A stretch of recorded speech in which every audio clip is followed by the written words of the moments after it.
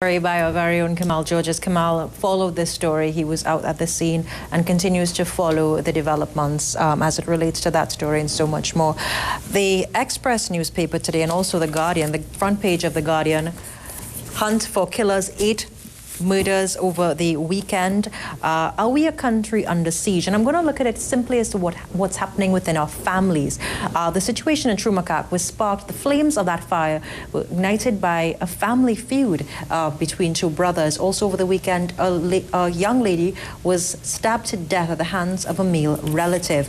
We're going to also, I think the Express has 8 killed over the holiday weekend, headless body burnt and found in Arangwes.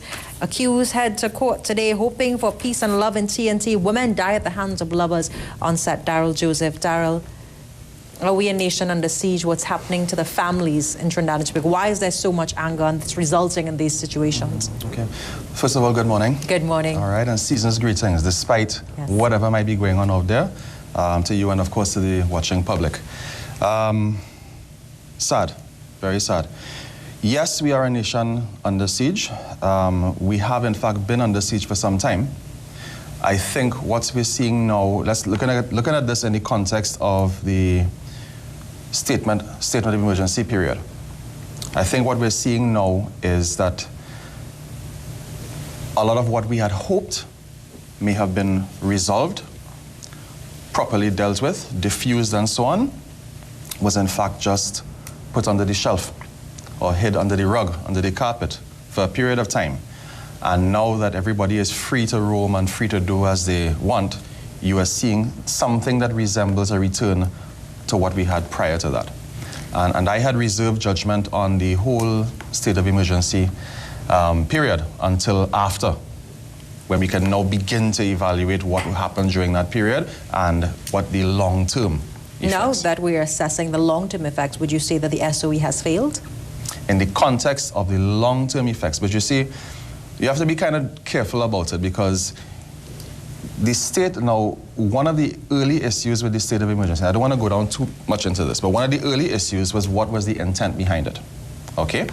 And it was very clear, or at least it was clear in some quarters, that it was an attempt to deal with an imminent threat, okay?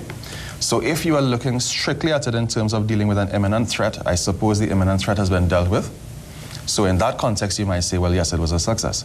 But if you're looking at it in the context of a beginning or a springboard to not only slow down the rate of serious crimes, but to really get a grip and a handle on it, then you have to ask yourself questions, because it doesn't look like that right now. These family situations, why is there so much anger? Okay.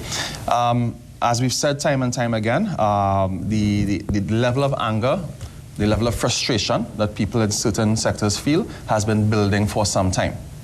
And there are various theories that deal with that. One of the theories that I like to quote very often is from Abraham Maslow, which talks about needs, okay? Which talks about basic needs that all human beings need, and it talks about the higher needs. When you have your basic needs taken care of, the things that you will aspire towards to feel fulfilled and to feel satisfied with life, all right?